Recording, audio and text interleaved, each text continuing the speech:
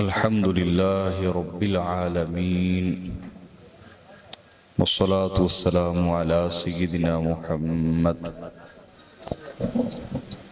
الصادق الأمين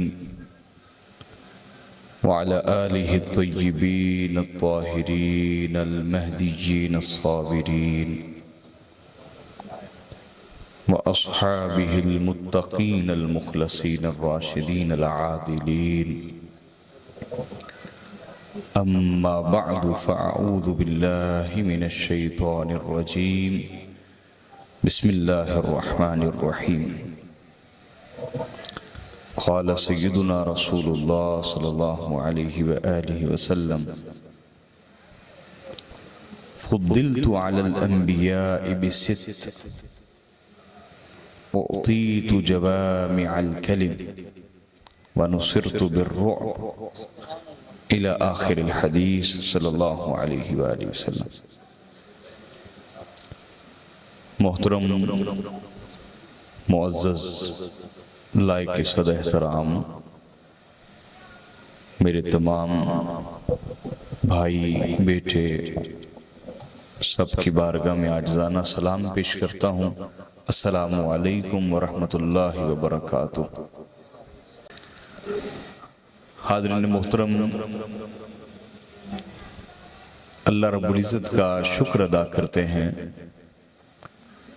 جس کی عظیم توفیق کے ساتھ ہم رسول اللہ کے میلاد کی اس محفل میں جمع ہیں. اللہ میری اور آپ سب کی حاضری قبول فرمائے. حضور کے میلاد میں حاضر ہونا، خوشی کا اظہار کرنا، آقا علیہ السلام کی محبت میں جمع ہونا، یہ عظیم شرف اور سعادت ہے. عظیم شرف اور وہ واقعہ تو آپ نے علماء سے سنا ہوگا، بارہا سنا ہوگا، جس کو امام بخاری نے اپنی کتاب الصحیح میں بیان کیا اور حدیث کے راوی ہیں حضرت عباس بن عبد المطلب، حضور کے چچا حضرت عباس. وہ خود فرماتے ہیں کہ میں نے خواب میں ابو لہب کو دیکھا. اس سے پوچھا کہ کیا حال ہے؟ اس نے کہا کہ حال تو بہت برا ہے، حال تو بہت برا ہے، عذاب ہوتا ہے، شدید عذاب ہوتا ہے. لیکن جب پیر کا دن آتا ہے، پیر کا دن آتا ہے تو میری اس انگلی سے خدا ایک ٹھنڈے میٹھے پانی کا چشمہ جاری کر دیتا ہے، اور پیر کا دن وہ میں ٹھنڈا میٹھا پانی پیتا ہوں اور دن بڑا اچھا گزر جاتا ہے. آگے پیچھے عذاب ہوتا رہتا ہے. آگے پیچھے بولیے. تو حضرت عباس بن عبد المطلب نے پوچھا کہ یہ کیوں ہوتا ہے کہ تمہاری انگلی سے پیر والے دن ایک ٹھنڈے میٹھے پانی کا، بولیے نا، چشمہ جاری ہو جاتا ہے؟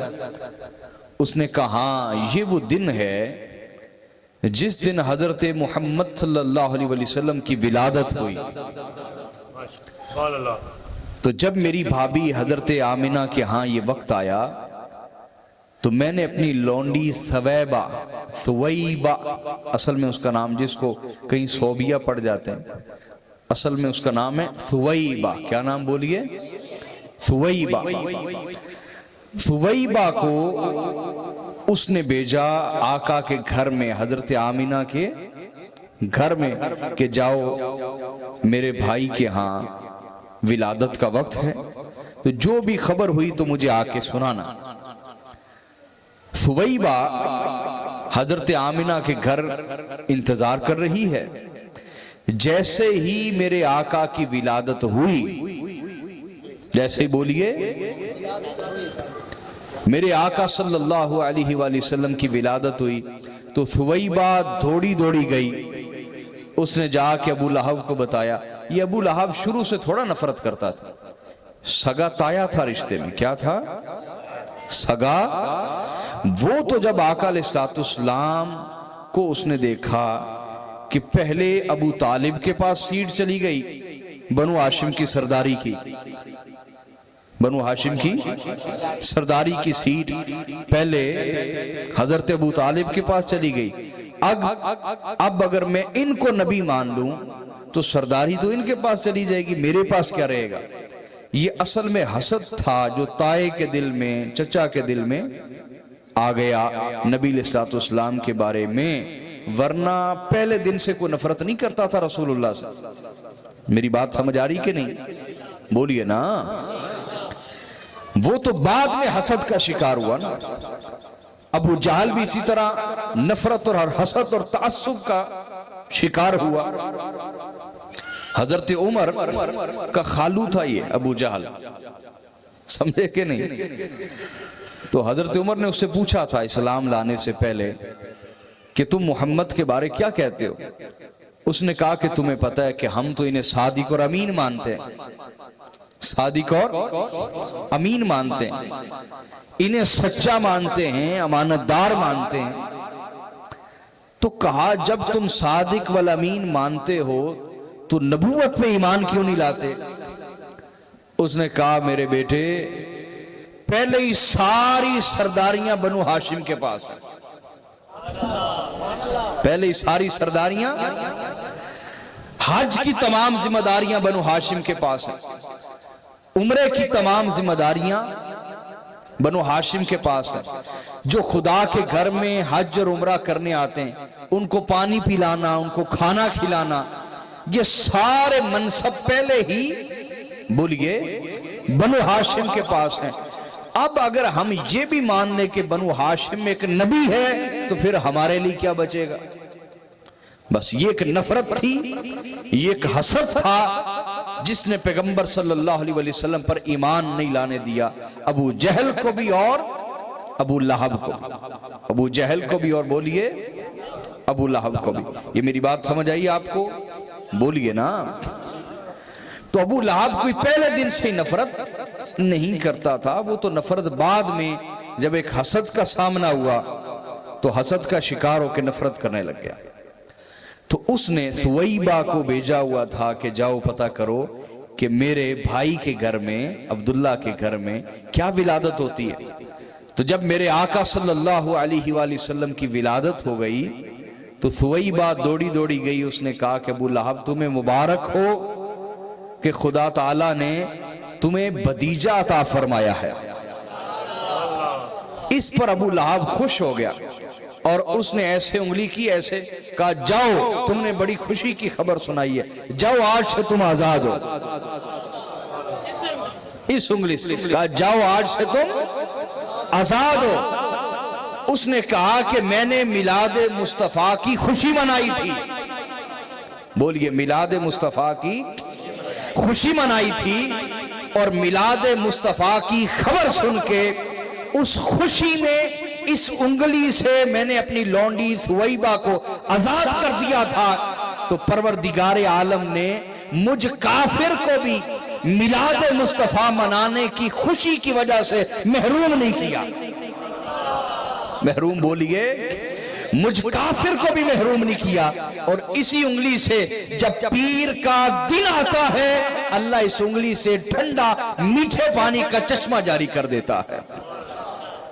تو حاضرین غور کیجئے، اگر ایک کافر کو میلاد مصطفیٰ منانے کی خوشی پر اللہ اجر عطا فرما رہا ہے تو جو مسلمان ہے، مومن ہے، حضور کا غلام ہے، آقا کے نام کے اوپر وجد میں آنے والا، حضور کا نام سن کے رقص کرنے والا، میرے آقا کا نام سنتے ہی اس کی طبیعت میں ایک خوشی کی لہر دوڑ جائے، شادماں ہو جائے، فرح زدہ ہو جائے، تو جو حضور سے محبت کرنے والا ہے اگر وہ پوری محبت کے ساتھ، ایمان کے ساتھ حضور کا میلاد منائے، کیا وہ محروم رہ سکتا ہے؟ بولیے نا۔ تو جب اللہ نے کافر کو محروم نہیں کیا تو حضور کے غلاموں کو کیوں محروم کرے گا؟ اس لیے اس ایمان کے ساتھ ہمیں حضور کے میلاد کی خوشی کرنی چاہیے۔ یہاں ایک بات سمجھے، کچھ لوگ آپ تک یہ بات نہیں پہنچی ہوگی لیکن ہم پہنچا دیتے ہیں کہ اگر کبھی پہنچے تو آپ کو جواب آنا چاہیے۔ آپ کو بولیے کوئی کہہ سکتا ہے یہ تو ایک خواب ہے، یہ کیا ہے؟ ایک خواب ہے، محض ایک خواب ہے. تو ہم یہ کہیں گے کہ آپ جانتے ہیں اس خواب کو اپنی کتاب میں کس نے درج کیا، جس کو آپ علم حدیث کا سب سے بڑا محدث مانتے ہیں؟ امام بخاری، جسے آپ علم حدیث کا سب سے بڑا محدث مانتے ہیں، وہ اپنی کتاب صحیح بخاری میں خود اس خواب کو بیان کر رہے ہیں. خود اس خواب کو بولیے. اور پھر دوسرا جواب یہ ہے کہ آپ کو پتہ ہے کہ اس خواب کو دنیا تک کس نے پہنچایا ہے؟ بولیے نا اس خواب کو. ہاں، اس خواب کو دنیا تک پہنچانے والے میرے آقا کے محبوب چچا حضرت عباس بن عبد المطلب ہیں. حضرت، تو اگر یہ خواب لائق بیان نہ ہوتا، بیان کرنے کے لائق نہ ہوتا، نہ حضرت عباس بیان کرتے، نہ امام بخاری اپنی کتاب میں درج کرتے. یہ دو جواب یاد رکھیں گے. بولیے. تیسرا جواب بھی سن لیجئے. یاد رکھیں یہ خواب آپ کو نہیں آیا، یہ خواب کسی منکر کو نہیں آیا، یہ خواب آیا حضرت عباس بن عبد المطلب کو. اور میرے آقا صلی اللہ علیہ وسلم نے فرمایا نبوت کا دروازہ بند ہو گیا. نبوت کا دروازہ بولیے، لیکن سچے خوابوں کا دروازہ آج بھی کھلا ہے. سچے خوابوں کا دروازہ آج بھی. اور میرے آقا صلی اللہ علیہ وسلم نے فرمایا کہ سچے خواب نبوت کا 46واں حصہ ہیں. کس کا بولیے؟ نبوت کا 46واں. 40 جمع 6 46. 46واں حصہ ہے سچے خواب. بولیے کیا؟ فرمایا نبوت ختم ہو گئی، سچے خواب باقی رہ گئے. اور سچے خواب نبوت کا 46واں حصہ ہے کہ جو سچے خواب ہوتے ہیں وہ اسی طرح ہی ہیں جس طرح کوئی نبی خبر دے رہا ہو. میری بات اب سمجھے کہ نہیں؟ اور قرآن مجید میں پڑھیے جگہ جگہ جناب ابراہیم علیہ السلام نے چھری کیوں رکھ دی حضرت اسماعیل کی گردن پہ؟ پیچھے کون تھا؟ خواب. کون تھا بولیے؟ کس کی وجہ سے رکھی چھری؟ ایک خواب کی وجہ سے. عام بیٹا نہیں، اسماعیل علیہ السلام جیسا بیٹا جس کے بارے میں خبر بھی تھی کہ یہ سید الانبیاء خاتم الانبیاء کا دادا ہے. خاتم الانبیاء کے دادے کے گلے پہ چھری چلا دی. کس کی وجہ سے؟ خواب کی وجہ سے. کہ وہ خواب مجھے آپ کو نہیں آیا، اللہ کے صالح بندے حضرت ابراہیم کو آیا. سمجھے یا نہیں؟ اور آپ دیکھیے پوری سورہ یوسف وہ کس کے اوپر ہے؟ بولو نا یار. ایک خواب ہے، خواب شروع ہوتا ہے، وہ خواب سچا ہوتے ہوتے 40 سال گزر جاتے ہیں. وہ ساری سورت ایک خواب کے بیان کے اوپر ہے. بولیے خواب کے. یہ میری بات آپ کو سمجھ آئی ہے یا نہیں آئی؟ بولیے نا. تو قرآن مجید سے 2 دلیلیں دے دی، اور کیا آپ کو چاہیے؟ سمجھے؟ میں اس کی تفصیل میں نہیں جانا چاہ رہا. تو یاد رکھیں یہ جو خواب ہے یہ آپ کو مجھے نہیں آیا، حضرت عباس کو آیا. کس کو آیا ہے؟ اگر یہ بیان کرنے کے لائق نہ ہوتا، دلیل نہ بن سکتا، تو حضرت عباس کبھی بھی آگے بیان. تو حضرت عباس کا بیان کرنا اس بات کی دلیل ہے کہ آقا علیہ السلام کے اہل بیت کا یہ عقیدہ ہے، اہل بیت مصطفیٰ کا، حضور کے گھرانے کا یہ عقیدہ ہے کہ حضور کے میلاد کی خوشی اگر کافر بھی کرے خدا اسے محروم نہیں کرتا. خدا کبھی اسے محروم نہیں کرتا. یہ میری بات آپ کو سمجھ آئی ہے یا نہیں آئی؟ بولیں تو صحیح یار. گوپے رائے والے تو تگڑے لوگ ہیں یار. ماشاءاللہ سلامت رہیں، اللہ آپ کی خیر فرمائے. تو یہ میں نے گفتگو کے آغاز میں کہا کہ جو بھی حضور کے میلاد پر آپ خرچ کرتے ہیں پورے ایمان اور یقین سے خرچ کرنا چاہیے. پھر دوسری بات سمجھیے، ادھر دیکھیں میری طرف. اگر یہ محافل میلاد نہ ہوں، یہ محافل میلاد اور حضور کی شان نہ سنائی جائے، حضور کی عظمت نہ سنائی جائے، آقا کا ذکر اگلی نسلوں کو نہ سنایا جائے، حضور کی شانیں، عظمتیں، حضور کا مقام، میرے آقا کی عظمت و مرتبت، مکانت اور میرے آقا صلی اللہ علیہ وسلم کے معجزات، حضور کے اختیارات، حضور کا حسن و جمال، میرے آقا کی صلی اللہ علیہ وسلم پیاری زلفوں کی باتیں، حضور کے ہونٹوں کی باتیں، حضور کی آنکھوں کی باتیں، حضور کے کانوں کی باتیں، حضور کے چلنے پھرنے اٹھنے بیٹھنے کی باتیں، میرے آقا کے بات اور انداز کلام کی باتیں، حضور کے گھرانے کی باتیں، حضور کے غلاموں کی باتیں، اگر یہ ہم اگلی نسلوں کو نہیں سنائیں گے تو کیا اگلی نسلوں میں خود بخود محبت رسول پیدا ہو جائے گی؟ بولیں، محبت رسول ہے ایمان کی بنیاد۔ کیا ہے؟ اور ایمان کی بنیاد اگلی نسلوں میں منتقل کون کر رہی ہیں؟ محافل میلاد۔ کون بولیے؟ لہذا جو بھی محفل میلاد کر رہا ہے اسے یہ یقین ہونا چاہیے کہ میں اللہ کی راہ میں جہاد میں اپنا مال خرچ کر رہا ہوں۔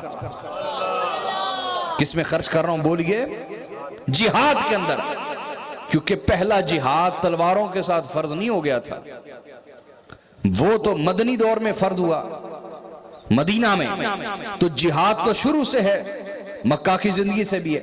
سب سے پہلا جہاد جو ہر وقت امت پہ فرض رہتا ہے، ہر وقت بولی امت پر، وہ کون سا جہاد ہے؟ وہ ہے علم سے جہاد کرنا۔ جہاد بالعلم، کس سے بولیے؟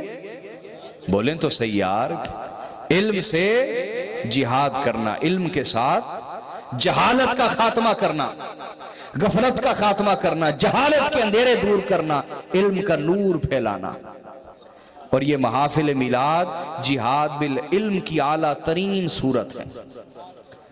لیکن ایک شرط ہے کہ جو خطیب آئے وہ بھی کوئی علم کی بات سکھا کے جائے، یہ نہ ہو وہی وہ ٹولے ٹپے مائیے وہ کہانیاں جو مولویوں سے زیادہ آپ کو یاد ہیں، ہے نا، وہی سنا کے چلے گئے، پیسے پوسے کٹھے کر کے چلے گئے، پھر کیا فائدہ؟ یہ آپ کو پتا ہونا چاہیے کہ کس کا خطاب سننا ہے، یہ آپ کے اندر فیصلے کی قوت ہونی چاہیے۔ بات سمجھ آ رہی ہے یا نہیں آ رہی؟ بولے نا۔ تو یہ جہاد بالعلم ہے، اور یہ کیسا جہاد ہے؟ یہ کیسا جہاد ہے؟ سوچنے کی بات ہے۔ یہ وہ جہاد ہے جو کفر کا خاتمہ کرتا ہے اور دلوں میں محبت رسول پیدا کرتا ہے۔ یہ کیسا جہاد ہے؟ اور یہ سب سے اعلیٰ جہاد ہے۔ کیا؟ اسی سے باقی جہاد نکل رہے ہیں نا۔ اگر یہی نہ ہو تو باقی جہاد کہاں سے؟ میری بات سمجھ رہے ہیں آپ یا نہیں؟ دوسرا جہاد، اب میرے آقا صلی اللہ علیہ وسلم جنگ کر کے واپس آ رہے ہیں۔ کیا؟ جنگ جنگ جنگ کا لفظ سمجھیں، یہ آپ نے مارنا ہے یا مر جانا ہے؟ سمجھے کہ نہیں؟ جنگ کر کے حضور واپس آ رہے ہیں، اور میرے آقا فرما رہے ہیں رجعنا من الجہاد الاصغر الى الجہاد الاکبر، ہم چھوٹے جہاد سے بڑے جہاد کی طرف لوٹ رہے ہیں۔ ہم چھوٹے جہاد سے بڑے جہاد کی طرف بولیے لوٹ رہے ہیں۔ تو حضور کے غلاموں نے عرض کی آقا اس سے بڑا جہاد کیا ہوگا کہ ہم میدان جنگ میں گئے، اپنی جان کو خطرے میں ڈالا، اپنا مال قربان کیا، گھر بار چھوڑ کے آئے، دکانیں چھوڑ کے آئے، کاروبار سب کچھ چھوڑ چھاڑ کے ایک موت کے میدان میں اتر آئے۔ ہم نے کسی کو قتل کیا یا قتل ہو گئے، اس سے بڑا بھی کوئی جہاد ہو سکتا ہے؟ حضور نے فرمایا ہاں، اس سے بڑا جہاد اپنے نفس سے جہاد کرنا ہے۔ الجہاد بالنفس، اپنے نفس سے جہاد کرنا، نفس کی بری عادتوں کے خلاف جہاد کرنا اور نفس کی بری شرارتوں کے خلاف جہاد کرنا، یہ جہاد بالنفس ہے۔ کیا ہے؟ اور یہ تلواروں، تیروں، بندوقوں سے لڑنے سے بڑا جہاد ہے۔ مجھے بتائیے کیا محفل میلاد جہاد بالنفس نہیں ہے؟ اپنے نفس سے جہاد کرنا ہے یا نہیں؟ اس وقت جتنے لوگ بیٹھے ہیں، ٹی وی بھی کھینچ رہا ہے، موبائل بھی کھینچتا ہے اپنی طرف، ایسا ہی ہے نا؟ برے دوست بھی نشہ ہوتے ہیں، آؤ یار گپے مارتے ہیں بیٹھ کے، سگریٹ پیتے ہیں بیٹھ کے جناب، ہر چیز برائی کھینچ رہی ہے نا اپنی طرف، وہ ساری برائیوں سے لڑ کے صرف حضور کی محبت میں جمع ہو گئے۔ کیا یہ نفس سے جہاد کرنا نہیں ہے؟ سبحان اللہ، سبحان اللہ۔ بولے میں کیا یہ نفس سے جہاد کرنا نہیں؟ بولو تو صحیح، تھوڑی سی آواز یاد کریں۔ یہ نفس سے جہاد ہے۔ کیا ہے؟ تو محفل میلاد سلامت رہے ٹھیک، محفل میلاد جہاد بالعلم بھی ہے، علم سے جہاد کرنا بھی ہے، اور محفل میلاد نفس سے جہاد کرنا بھی ہے۔ جہاد کی تیسری قسم کیا ہے؟ جہاد بالعمل، جہاد اپنے عمل سے جہاد کرنا، اگلی نسلوں کے لیے محنت کرنا، ان کے دل میں دین کی محبت پیدا کرنا، یہ جہاد کی تیسری قسم ہے۔ جہاد بالعمل، عمل سے جہاد کرنا، بولیں تو صحیح یار، عمل سے جہاد کرنا جہاد کی تیسری قسم ہے۔ جہاد کی بولیے تیسری قسم، اپنے بولو تو صحیح نا، عمل سے جہاد کرنا ہے۔ تو میں یہی تو بتا رہا ہوں کہ میلاد مصطفیٰ ہے کیا، حضور کے میلاد کی محفل سجانا ہے کیا، کہ ہم عمل کرتے ہیں، لوگوں کو بلاتے ہیں، دعوت دیتے ہیں، کوئی دریا بچھاتا ہے، کوئی سٹیج سجاتا ہے، کوئی ساؤنڈ سسٹم لگاتا ہے، کوئی علماء کو بلاتا ہے، کوئی نعت خوانوں کو بلاتا ہے، کوئی محلے داروں کو بلاتا ہے، کوئی طرح طرح کی لائٹنگ کرتا ہے، کوئی پھول جھڑیاں سجاتا ہے، ہر کوئی اپنا عمل شامل کر کے حضور کی محبت کی ایک محفل سجا لیتا ہے۔ تو یہ اپنا عمل دین کی خدمت کے لیے پیش کرنا، اس کو جہاد بالعمل کہتے ہیں۔ اور محفل میلاد مصطفیٰ یہ براہ راست اپنے عمل سے دین کی خدمت بھی ہے، اور دین کے پیغمبر محمد مصطفیٰ کی خدمت بھی ہے۔ نعرہ تکبیر، نعرہ رسالت۔ محفل میلاد میں تیسرا جہاد بھی جمع ہو جاتا ہے، وہ ہے جہاد بالعمل، عمل سے جہاد کرنا۔ کیا بولیں تو صحیح یار، اور گھبرا کے نہیں سنتے۔ اگر میری کسی بات پہ آپ کے دماغ میں شک آ جائے تو مجھ سے مزید دلائل پوچھیں، یہ آپ کا حق ہے، بتانا میرا فرض ہے، سمجھے کہ نہیں سمجھے؟ ہاں، لیکن موضوع سے متعلق ہو، فرقہ پرستی کی باتوں کا میں جواب نہیں دیتا۔ امت کو پہلے ہی فسادی ملاؤں نے بڑا توڑ دیا ہے۔ ہم تو نبی کے گھر والے ہیں، ہم توڑنے والے نہیں ہیں، ہم جوڑنے والے ہیں۔ سمجھے بات یا نہیں؟ اللہ آپ سے راضی ہو۔ تو یہ محفل میلاد میں تیسرا جہاد بھی جمع ہو گیا، تیسرا جہاد بھی بولیے جمع ہو گیا۔ اگلا جہاد کی اگلی قسم کیا ہے؟ جہاد بالمال، اپنے مال سے جہاد کرنا۔ بولیے بولیں تو صحیح، اپنے مال سے جہاد کرنا، اپنا مال اللہ اور اس کے رسول کی راہ میں لگانا، اللہ اور اس کے رسول کی محبت میں خرچ کرنا، مال سے جہاد کرنا۔ کیا؟ ہر ایک کی اپنی اپنی استطاعت ہے۔ آقا علیہ السلام پر جب یہ آیت اتری، وَأَقْرِضُ اللَّهَ قَرْضًا حَسَنًا، تم اللہ کو قرض حسنہ دو، اللہ کو اچھا قرضہ دو۔ اب اللہ کو قرضہ دینا کیا ہے؟ خدا کسی کا محتاج ہے کہ اسے قرضہ چاہیے؟ نہیں، اللہ کو قرضہ دینے سے مراد کیا ہے کہ جو لوگ اللہ کا کام کر رہے ہیں ان پر اپنا مال خرچ کرو، ان کی خدمت کرو، یہ اللہ کو قرضہ دینا ہے، اللہ کو۔ اور جو اچھا آدمی ہوتا ہے وہ قرضہ کھاتا نہیں، قرضہ لوٹاتا ہے، کھاتا نہیں بلکہ۔ تو یہ تو اچھا آدمی ہے، تو جس نے اچھے آدمی پیدا کیے وہ صرف قرضہ نہیں لوٹاتا، بلکہ جتنی اعلیٰ نیت ہو قرضے کو اتنا زیادہ ضرب دے دیتا ہے۔ چھوٹی سی نیت ہو تو 10 کے ساتھ ضرب دے دے گا، اس سے اچھی نیت ہو تو 70 کے ساتھ قرضے کو ضرب دے دے گا۔ یہ قرآن ہے، قرآن سے سارا سنا رہا ہوں۔ اگر اس سے بھی اچھی نیت ہے تو 700 کے ساتھ قرضے کو ضرب دے دے گا۔ آپ نے 10,000 خرچ کیا، وہ اس کو 700 کے ساتھ ضرب دے دے گا۔ اور اگر نیت بڑی ہی اعلیٰ پاکیزہ خدا کی رضا کی نیت ہے، اس میں کوئی دکھلاوا نہیں، کوئی لالچ نہیں، کوئی طمع نہیں ہے، تو 700 گنا سے بھی زیادہ دنیا میں دے گا اور بے حساب آخرت میں عطا فرمائے گا۔ اللہ سلامت رکھے۔ ایک صحابی رسول تھے، جب یہ آیت اتری نا وہ آگے بڑھے۔ اب تقریر تو بڑے بڑے سنتے ہیں، لیکن جس کے دل میں اتر جائے، جس کے دل میں اترے. بھئی یاد رکھو دل میں کوئی چیز اتارنے کے لیے ضروری ہے کہ اگلے نے بھی تو کھڑکی کھولی ہو نا. اگلے نے بھی. بھئی آپ دیکھیے ٹاور جتنا مرضی سٹرونگ لگاؤ، جیز کا، یو فون کا، ٹیلی نور کا، لیکن اگر آپ نے اپنا ہی موبائل بند کیا ہو، کیوں رابطہ ہو سکتا ہے، کنیکشن ہو سکتا ہے. سید جی سبحان اللہ، کیا بات. کیوں بھی کنیکشن ہو سکتا ہے. تو کوئی جتنا مرضی بڑا ولی درویش فقیر آپ کے سامنے بیٹھا ہو، اگر آپ نے اپنے ہی دل کا دروازہ بند کیا ہوا ہے، اپنا ہی موبائل بند کیا ہوا ہے، تو کنیکشن جتنا مرضی تیز آ رہا ہو تو ادھر رابطہ نہیں ہو پائے گا. رابطے کے لیے ضروری ہے ادھر سے طاقتور سگنل ہو، ادھر سے آپ کا موبائل آن ہو، سم آن ہو، پھر رابطہ فوری ہو جائے گا. پھر بولیے رابطہ. یہ میری بات سمجھ آئی آپ کو کہ نہیں؟ بس یہ مثال سمجھ آ گئی تو انشاءاللہ آپ کا کام بن جائے گا. تو سنتے تو بڑے بڑے ہیں، لیکن جس کے دل کی کھڑکی کھلی ہو. وہ صحابی آگے بڑھے، انہوں نے کہا یا رسول اللہ کیا اللہ ہم سے قرضہ مانگتا ہے؟ حضور نے فرمایا اللہ کو حاجت تو نہیں، لیکن اللہ کہتا ہے کہ میری راہ میں میرے بندوں پہ خرچ کرو، جو میرا کام کر رہے ہیں ان پہ خرچ کرو. انہوں نے کہا یا رسول اللہ میرے پاس بہت بڑا کھجوروں کا باغ ہے. کس کا؟ وہ بھئی امرودوں کا باغ اگانا بڑا آسان ہے، کھجوروں کا باغ. کھجور تو پھل دیتے دیتے اگلی نسل جوان ہو جاتی ہے.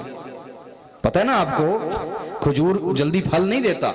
کھجوروں کے درخت بڑے ہوتے اور پھل دیتے عرصہ لگ جاتا ہے، چھوٹے بچے جوان ہو جاتے ہیں.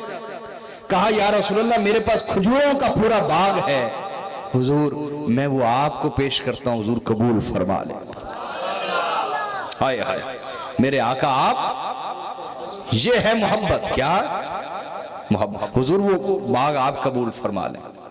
حضور نے فرمایا قبول کیا. وہ اسی وقت گئے اس کے کاغذات جو بھی اس دور کی صورت ہوگی وہ لینے کے لیے. تو باغ کے اندر ہی ان کا گھر تھا. باغ کے گوپے رہے والوں توجہ ہے آخر تک. باغ کے اندر گھر ہے، باغ میں داخل نہیں ہوئے. ہائے ہائے ہائے ہائے عشق دیکھیں. باغ میں داخل کہا یہ میں باغ اللہ اور اس کے رسول کو دے چکا ہوں. باغ میں داخل نہیں ہوئے، باغ سے باہر کھڑے ہو کے اونچی اونچی آوازیں دی اپنی بیوی کو. انہوں نے کہا خدا خیر کرے تم اندر کیوں نہیں آ رہے؟ کہا اللہ کی بندی یہ میں باغ حضور کی خدمت میں پیش کر چکا ہوں، لہذا گھر خالی کر دو، اپنا گھر خالی کر دو، یہاں سے نکلو. اب یہ باغ ہمارا نہیں، یہ اللہ اس کے رسول کا ہے. اللہ اور اس کے. اب کو گوپے رائے کی ہوتی عورت، اس نے کیا کہنا تھا؟ او اسی کتھے رہنا ہے، یہی کہنا تھا نا اس نے. ہائے ہائے ہائے دنیا دین پہ غالب آئی پڑی. ایمان ہی اندر کوئی نہیں. ایمان ہو عورت کے اندر تو کیا جواب دیتی؟ توجہ ہے آخر تک. اس نے کہا کہ خدا کی بندی اب یہ باغ اور یہ گھر ہمارا نہیں، یہ میں نے اللہ اس کے رسول کو دے دیا ہے. اس بی بی نے آگے سے آواز کیا دی، او کہا تجھے مبارک کو کتنا اچھا فیصلہ کیا ہے. ہائے ہائے کتنا اچھا فیصلہ کیا ہے.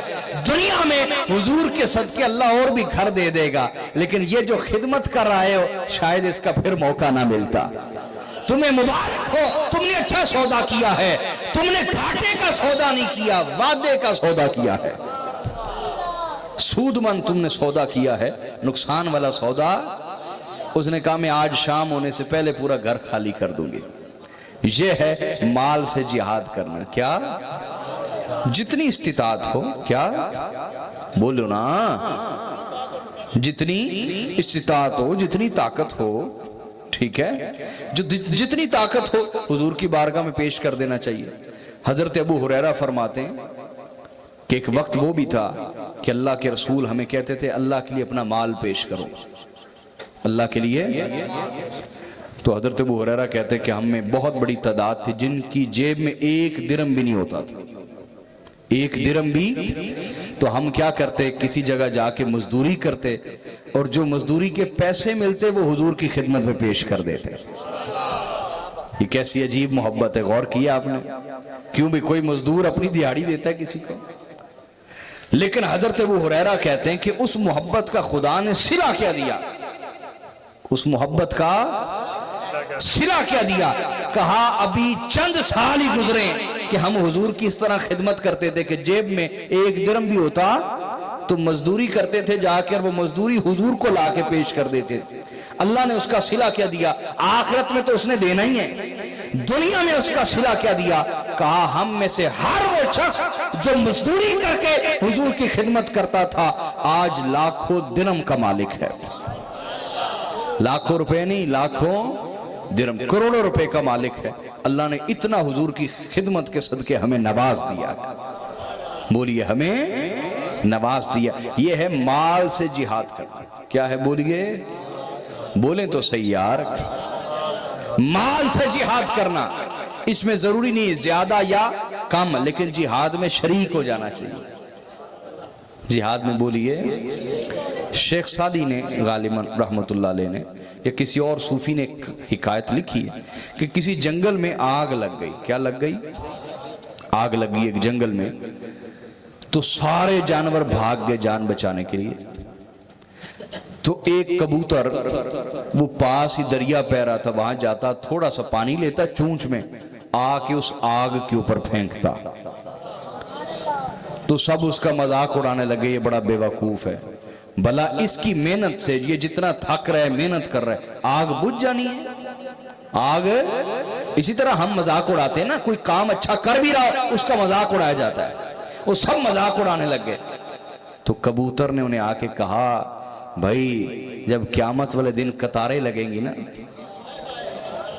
کہ آگ لگنے پر بھاگنے والا کون تھا اور آگ بجھانے والا کون تھا, بے شک میرے چونچ کے قطروں سے آگ نہیں بجھنی, لیکن اللہ مجھے آگ بجھانے والوں میں سے شمار کرے گا. سمجھے کہ نہیں سمجھے؟ تو قطار ہے, دیکھیں کس قطار میں کھڑا ہونا چاہتے ہیں. یہی سید کا طریقہ ہے کہ ہم امت میں آگ نہیں لگاتے بلکہ آگ بجھاتے ہیں. امت میں فرقہ پرستی پیدا نہیں کرتے, امت میں وحدت پیدا کرتے ہیں, اجتماعیت پیدا کرتے ہیں, امت کو جوڑتے ہیں, توڑتے نہیں ہیں, تاکہ قیامت والے دن جب قطار لگے ان علماء کی جنہوں نے امت کو توڑا ہے, امت میں فرقہ پرستی پیدا کی, تقریر کر کے گئے, صبح پورا محلہ لڑ پڑا. اللہ ہمیں ایسے شریر علماء میں سے شمار نہ کرے, بلکہ اللہ ہمیں ان میں سے شمار کرے جو دلوں کو جوڑنے والے ہیں. دلوں کو بولیے جوڑنے والے. کیوں بھی میری بات سمجھ آئی ہے؟ تو یہ اللہ کے ہاں نہیں دیکھا جاتا کہ کتنا کر رہے ہو, کیا یہ دیکھا جاتا ہے کہ کرنے والوں میں شمار ہو رہے ہیں یا نہ کرنے والوں میں شمار ہو رہے ہیں. تو جہاد کی چوتھی قسم کیا ہے؟ مال سے جہاد کرنا. کیا بولیے؟ تو حضور کے میلاد پر حضور کی محبت اگلی نسلوں میں اتارنے کے لیے, حضور کی شان, عظمت, مقام, آقا کا ذکر خیر, آقا کا عشق, حضور کے گھرانے کا عشق, حضور کے غلاموں کا احترام اگلی نسلوں میں اتارنے کے لیے جتنا بھی کوئی پیسہ لگاتا ہے, کیا یہ بہترین جہاد بالمال نہیں ہے؟ بولیے نا, یہ بہترین مال سے جہاد ہے. کیونکہ جہاد بالمال کس کو کہتے ہیں؟ اپنے مال سے دین کی خدمت کرنا. اپنے مال سے بولیے نا, اپنے مال سے. چار قسمیں ہو گئیں. یہ جو محافل میلاد ہیں یہ معمولی چیز نہیں, اس میں 4 قسم کے جہاد جمع ہو گئے. کتنے بولیے؟ بولو تو صحیح یار. 4 قسم کے جہاد اس میں. اچھا, اب جہاد کی 5ویں قسم کون سی ہے؟ بولیں. جہاد بالقتال, لڑ کر جہاد کرنا. کیا؟ کس طرح؟ لڑ کر جہاد. اب لڑائی بھی 2 طرح کی ہوتی ہے. لڑائی بھی بولیے. مولا علی کا ایک شعر ہے, حضور مولا کائنات مولا علی المرتضی علیہ السلام کا ایک شعر ہے. آپ فرماتے ہیں مولا علی کہ جو زخم تیروں اور تلواروں سے لگتے ہیں وہ تو بھر جاتے ہیں, لیکن جو زخم زبان سے لگتے ہیں ان کا کوئی علاج نہیں ہوتا، ان کا کوئی علاج وہ کبھی بھرتے، بولیے نا۔ اور اسی کی تائید لوں گا صحیح بخاری کی حدیث سے، جب کفار مکہ نے جنگ میں آقا علیہ السلام کی بے ادبی پہ مشتمل شعر پڑھے، حضور کی گستاخی اور بے ادبی پہ مشتمل، اچھا توجہ ہے آپ کی آخر تک، وہ بے ادبی برے شعروں میں سے ایک شعر بھی ہم تک نہیں پہنچا کتابوں میں۔ کمال کی بات نہیں، یہ ادب ہے، یہ کیا ہے؟ اور آج ہمارے بے وقوف جوان کیا کرتے ہیں؟ حضور کی کوئی گستاخی والی پوسٹ ہے، نیچے لعنت لکھ کے آگے بھیجو۔ بے وقوف، تم گستاخی خود کر رہے ہو، اگر کوئی گستاخی والی بات ہو تو چھپا جاتے ہیں، سمجھے یا نہیں سمجھے؟ وہ بات آگے بیان نہیں کرتے، ہاں یہ کہتے ہیں کہ گستاخی فلاں نے کی ہے، لیکن وہ گستاخی والی ہو بہو بات آگے پہنچاتے۔ یہ میری بات سمجھ آ رہی ہے؟ تو حضور کے خلاف بڑے بڑے شاعروں نے حضور کی گستاخی پر شاعری کی، لیکن ایک شعر بھی آج تک ہم تک نہیں پہنچا۔ یہ ادب ہے، یہ کیا ہے؟ جو پہنچا حضور کی نعت کی صورت میں پہنچا۔ تو جب کفار مکہ نے آقا علیہ السلام کی گستاخی پہ مشتمل شعر پڑھے تو حضور نے ان کے مقابلے میں حضرت حسان بن ثابت کو منبر پہ کھڑا کیا اور کہا کہ تم میرا دفاع کرو اور ان کی مذمت کرو، بولیے ان کی، لیکن ساتھ ہی فرما دیا خبردار بنو ہاشم کے خلاف کچھ نہیں بولنا۔ ہائے ہائے، بنو ہاشم کے خلاف، بنو ہاشم کے خلاف بولیے کچھ نہیں بولنا، باقی سب قبیلوں کے خلاف بولو۔ اب جب ان کو منبر پہ کھڑا کیا، انہوں نے خوب ان کی مذمت کی نا شاعری کی صورت میں، تو میرے آقا نے بھلا کیا فرمایا؟ توجہ ہے آپ کی؟ جاگے ہوئے ہیں نا یار؟ میرے آقا نے فرمایا کہ حسان کا ایک ایک جملہ ان کے دلوں کو خنجر سے زیادہ چیر رہا ہے۔ یہ جو منبر پہ کھڑے ہو کے میرے دفاع میں بول رہا ہے اور شاعری کر رہا ہے، اس کا ایک ایک جملہ ان کے سینوں کو تلوار سے زیادہ چیر رہا ہے۔ تو حاضرین، جہاد بالقتال ایک بندوق سے ہوتا ہے کیا؟ وہ ہمارے بس میں نہیں، اس کا اعلان حکومت کرتی ہے۔ ہم بذات خود، ہم میں سے کوئی شخص 10-15 بندے اٹھ کے بندوق اٹھا کے فلسطین نہیں پہنچ سکتے، سمجھ رہے کہ نہیں؟ یہ حکومتوں کے کام ہے، لیکن ہمارے حصے میں جہاد کی دوسری صورت ضرور ہے، وہ یہ ہے کہ اگر گولی نہیں مار سکتے دشمنان اسلام کو تو اپنی زبان استعمال کریں، اپنے آقا کا دفاع کریں اور ان کے مکر و فریب کو توڑ کے رکھ دیں اور ان کے ہر وسوسے کا جواب دیں۔ جب جواب دیں گے اسلام کے دشمنوں کا تو یہ انہیں گولی مارنے سے زیادہ تکلیف دے گا۔ اور محفل میلاد یہ کرتی ہے یا نہیں کرتی؟ بولے نا کہ سٹیج پر حضور کی نعتیں بھی سنائی جاتی ہیں اور منکروں پر بجلیاں بھی گرائی جاتی ہیں۔ کیوں جی ایسا ہی ہے؟ تو محافل میلاد میں جہاد کی 5ویں قسم بھی شامل ہے۔ 5ویں قسم بھی بولیے، لہٰذا جو آپ میلاد مناتے ہیں یقین کے ساتھ منایا کریں، یقیناً یہ اللہ کے ہاں بھی قبول ہوتا ہے، بارگاہ مصطفیٰ میں بھی قبول ہوتا ہے۔ میں آپ کو واقعہ سناتا ہوں، پھر ہم حدیث کی طرف آتے ہیں۔ یہ میرا موضوع نہیں تھا، بس گفتگو چل پڑی تو ہم چل پڑے۔ اللہ آپ کو سلامت رکھے۔ آپ نے نام سنا ہوگا شاہ ولی اللہ محدث دہلوی کا، بہت بڑے عالم ہیں شاہ ولی اللہ محدث دہلوی رحمۃ اللہ علیہ، بہت بڑے عالم، علم حدیث کو برے صغیر میں متعارف کرایا انہوں نے، بہت بڑی خدمات ہیں ان کے والد ہیں شاہ عبد الرحیم، کیا نام ہے؟ شاہ عبد الرحیم بڑے مالدار آدمی تھے، پیری مریدی بھی تھی، مالدار آدمی بھی تھے۔ ہر سال حضور کا میلاد بڑا پیارا، بڑا سونا، بڑی محبت سے مناتے تھے، اچھا کھانا پکاتے، لوگوں کو کھلاتے۔ ایک سال ان کا کاروبار سارا تباہ ہو گیا اور جیب خالی تھی، کیا؟ تو تھوڑا سا قرضہ اٹھا کے نا کہ میلاد میں ناغا نہ ہو، میلاد منانے میں کیا کیا؟ کچھ لوگوں کو بلایا اور چنے منگوا لیے، کیا؟ اور محفل کے اینڈ پہ چنے بانٹ رہے ہیں، ساتھ ساتھ روئی جا رہے ہیں۔ ہائے ہائے، ساتھ ساتھ آنسو بہ رہے ہیں، رو رہے ہیں کہ ہر سال میرے آقا آپ کے نام پر سونا کھانا کھلاتا تھا، آج میرا حال یہ ہو گیا کہ میں چنے بانٹ رہا ہوں، یہ میرا حال ہو گیا، چنے بانٹ رہے ہیں ساتھ روئی جا رہے ہیں۔ اب کیا ہوا، ہر سال بڑی بڑی دیگیں چڑھاتے تھے، اس سال کیا بانٹا؟ چنے۔ بولو تو صحیح نا، لیکن ناگا نہیں کیا، ہائے ہائے، ناگا نہیں کیا، ڈیوٹی پوری دی، خدمت پوری نبھائی ہے، ذمہ داری نبھائی ہے۔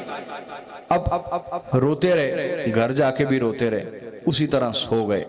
جب سوئے تو مقدر جاگ گیا، اور کیا دیکھتے ہیں کہ رسول اللہ کی کچہری لگی ہے، میرے آقا تشریف فرما ہیں، اور حضور کے سامنے طرح طرح کے کھانے پڑے۔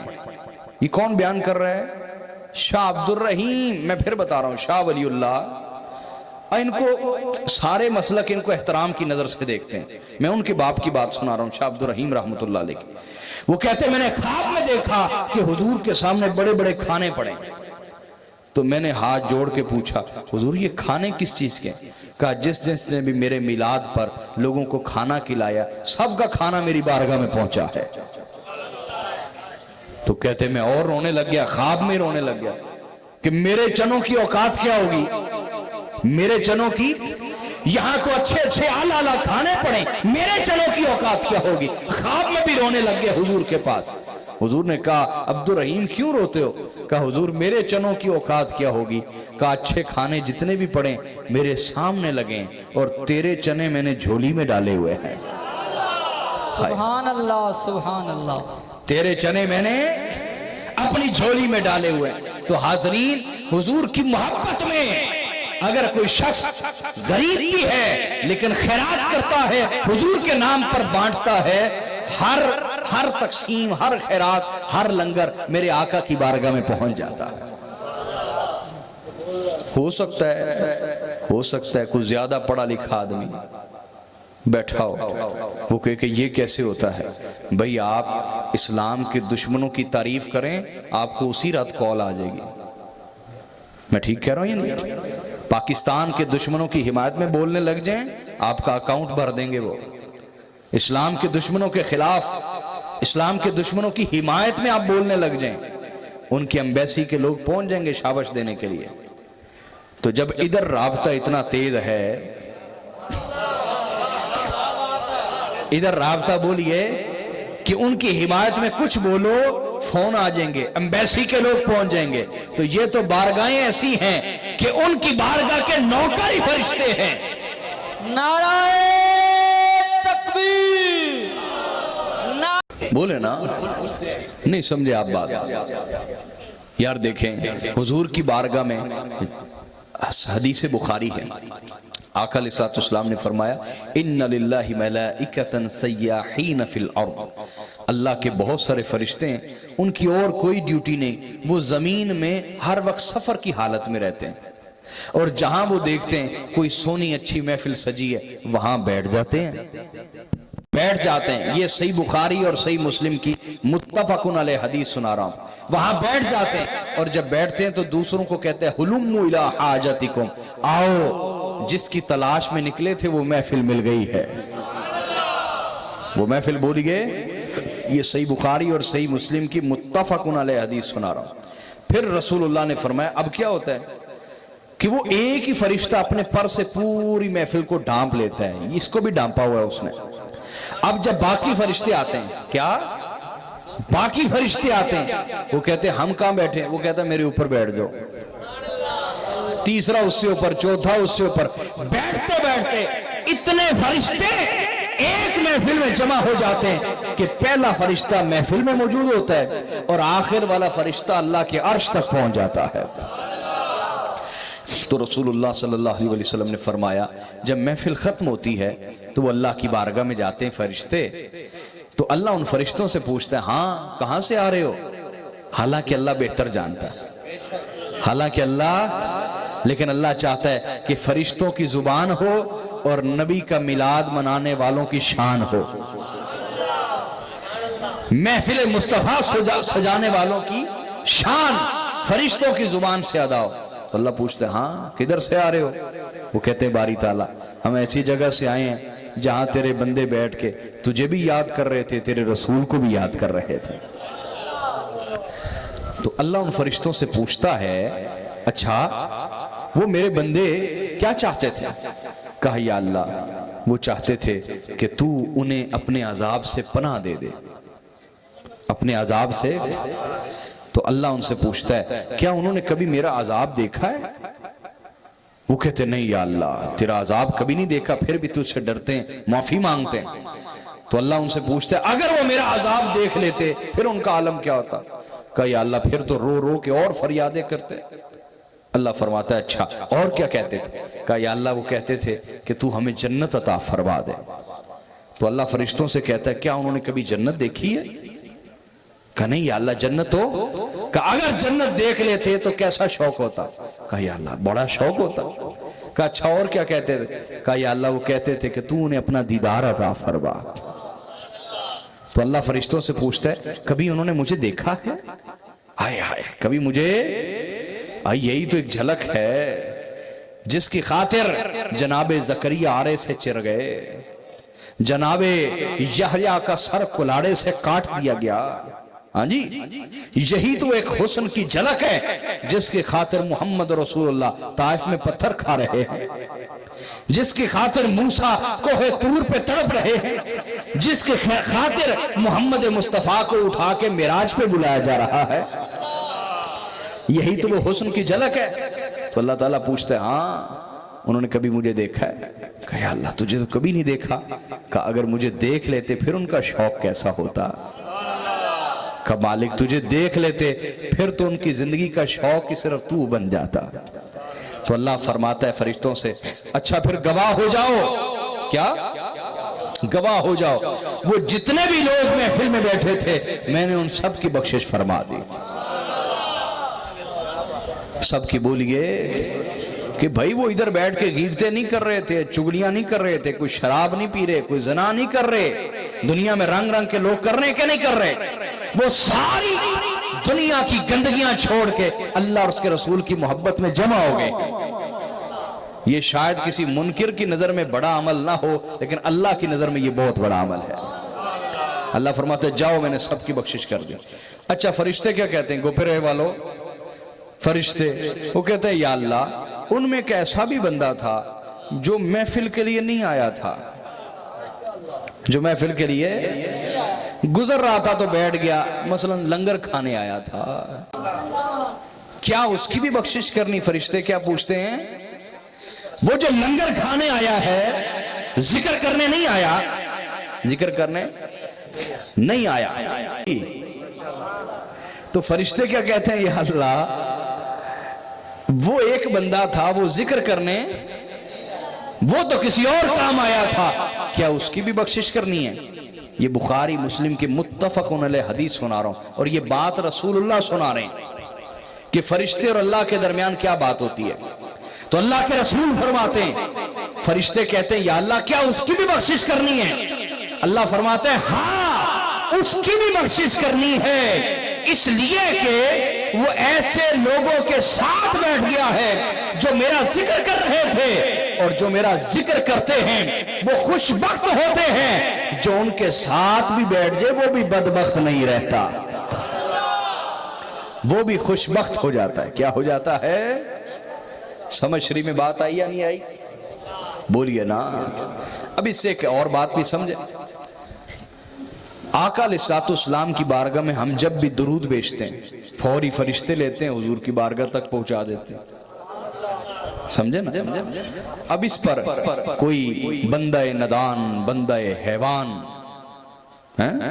وہ کہے گا دیکھو تم کہتے رسول اللہ ڈائریکٹ سنتے ہیں، یہاں تو فرشتے پہنچاتے ہیں، ہم کہتے ہیں خدا تجھے ہدایت دے، قرآن میں خود ہی ہے اللہ کبھی بھولتا نہیں، لیکن پھر بھی اس نے رجسٹر تیار کرنے کے لیے 2 فرشتے رکھے ہوئے ہیں۔